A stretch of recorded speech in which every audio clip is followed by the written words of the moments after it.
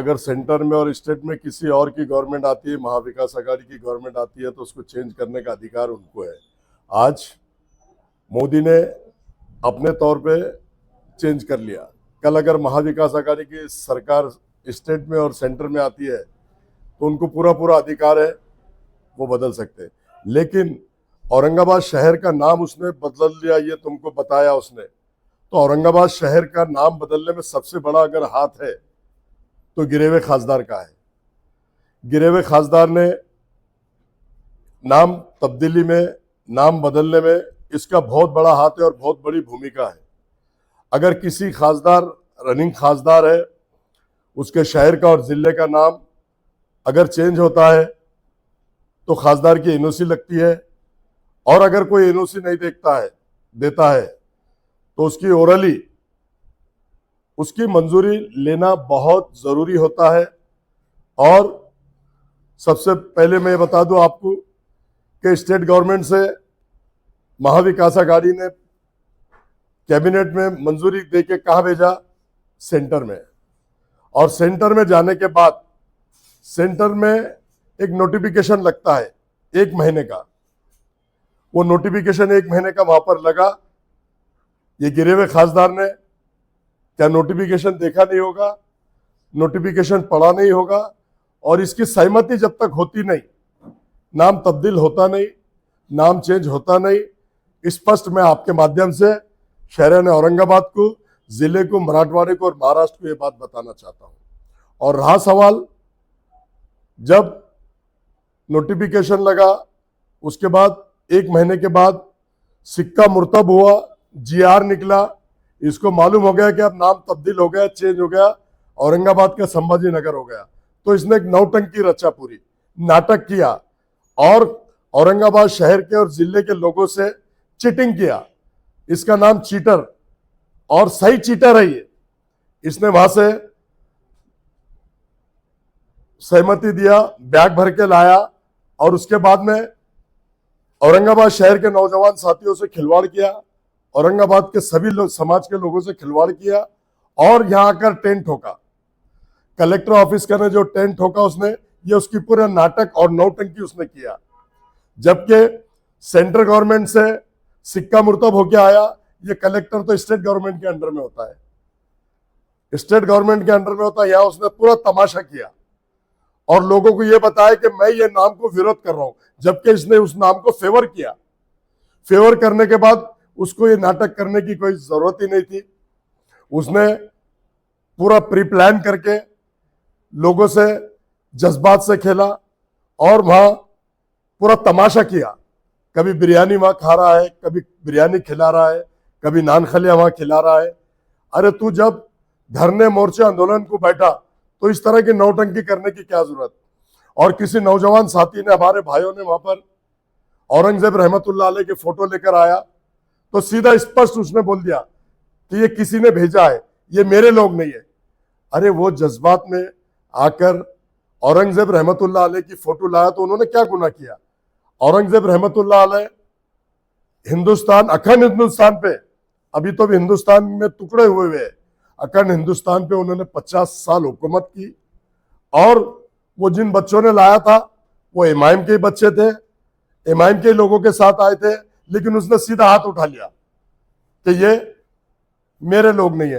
अरे चल, इमाम के नहीं थे, मुसलमान तो थे ना, मुस्लिम समाज से तो थे ना, मुसलमान बोलकर तो कौम और मिल्लत के लिए तो वो आए थे ना। तो तू सीधा कौम और मिल्लत पे कोई आँच आ रही तो सीधा हाथ उठा लेता, और तू बोलता कि ये लोग मेरे नहीं है, उन पे गुनाह दाखिल हो गया।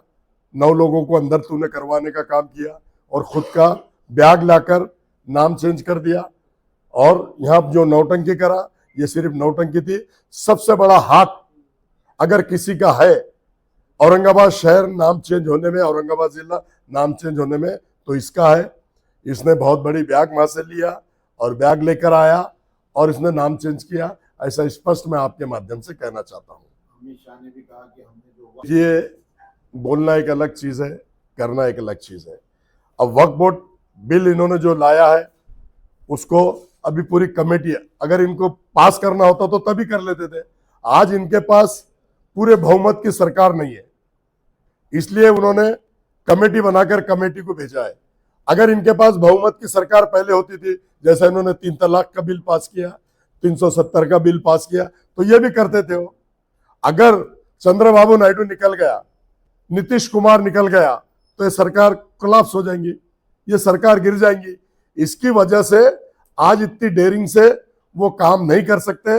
पहले जैसे उनके पास बहुमत था 304, आज वो नहीं है, इसलिए उन्होंने नहीं किया, वरना ये करते थे। ये सिर्फ लोगों को डराने और धमकाने की बात है। और अगर वो वक्त बोर्ड में अगर चेंज कर रहे हैं तो फिर अनेक संस्था है, तिरुपति है, उसमें मुसलमानों को डालना चाहिए, शिरडी के साईं बाबा है, उसमें डालना चाहिए। ये नहीं डालते ना, ये सिर्फ डराने वाली, धमकाने वाली और मुसलमानों को अलग थलग करके ये राजनीति करते हैं और जातिवादी करके ये सरकार चलाते हैं। और इनका साथ पूरा इसमें असद अवैसी देता है, गिरावा खासदार शक्ति कपूर देता है, और शक्ति कपूर फडणवीस के इशारे पे काम करता है और असद अवैसी मोदी और अमित शाह के इशारे पे काम करता है। आपने देखा होगा कि हर जगह ये यूपी में जाकर 100 सीट लड़ाते हैं, बिहार में जाके 50 सीट लड़ाते हैं, और जहां इनकी पार्टी जन्म ली 40, 50, 60, 70 साल से जहां भी उनकी पार्टी है, आमदार कितने खड़े करते? 7। खासदार कितना खड़ा करते? 1। और ये महाराष्ट्र में आके इन्होंने अभी 5 खासदार खड़ा किया था। 5 खासदार खड़े करने के बाद में इन्होंने, इनके पुणे के कैंडिडेट ने 860 वोट लिया, उस्मानाबाद के कैंडिडेट ने 2000 वोट लिया, बंबई के दोनों कैंडिडेट ने 1300 और 1700 वोट लिए। तो इनका ग्राफ गिर चुका है।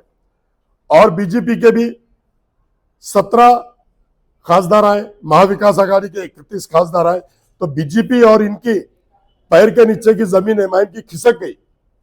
अब ये हिंदू मुस्लिम करके फडणवीस बोल रहा, अवैसी के बारे में बोल रहा, अवैसी फडणवीस के बारे में बोल रहा, और मोदी वक्फ बिल के बारे में बोल रहा, अमित शाह वक्फ बिल के बारे में बोल रहा। तो अब ये जब तक के ये सारे प्रकरण सामने नहीं लाएंगे, हिंदू मुस्लिम नहीं करेंगे, तो महाराष्ट्र में इनकी सरकार आ नहीं सकती। तो ये अवैसी की भी स्क्रिप्ट है, फडणवीस की भी स्क्रिप्ट है, गिरे हुए खासदार शक्ति कपूर की भी स्क्रिप्ट है। ये स्क्रिप्ट के तहत काम करते हैं। डायलॉग राइटर इनका बीजेपी होती है, आरएसएस होती है। ये सिर्फ हीरो और विलन का रोल प्ले करते हैं। अब लोग समझ गए, लोग बहुत होशियार हो गए। अब इनके झांसे में और इनकी बातों में आने वाले नहीं। ना यहाँ बीजेपी की सरकार आएगी, मैं स्पष्ट आपके माध्यम से बताता हूँ, और ना एमआईएम की एक सीट चुनकर आएगी, क्योंकि एमआईएम पूरी एक्सपोज हो गई। ये बीजेपी के लिए काम करती है और बीजेपी के लिए हमेशा बात करती है। अब एमआईएम की एक सीट पूरे महाराष्ट्र में कहीं से भी आने वाली नहीं। आपने बहुत अच्छा सवाल किया। ये पूरे फेसबुक पे चल रहा, इंस्टाग्राम पे चल रहा, व्हाट्सएप पे चल रहा कि उसने बहुत गलत बात की हिंदू वोट लेने के लिए, क्योंकि उसको शक्ति कपूर ने बोला हिंदुओं के खिलाफ मत बोलो। ये हमेशा हिंदुओं के खिलाफ बात करता, हिंदू देवती देवाओं के खिलाफ बात करता है।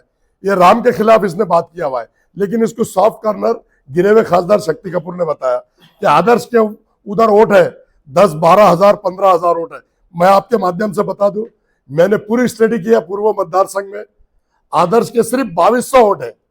अगर 2300 वोट भी हो गए तो मैं गुलामी कर दूंगा।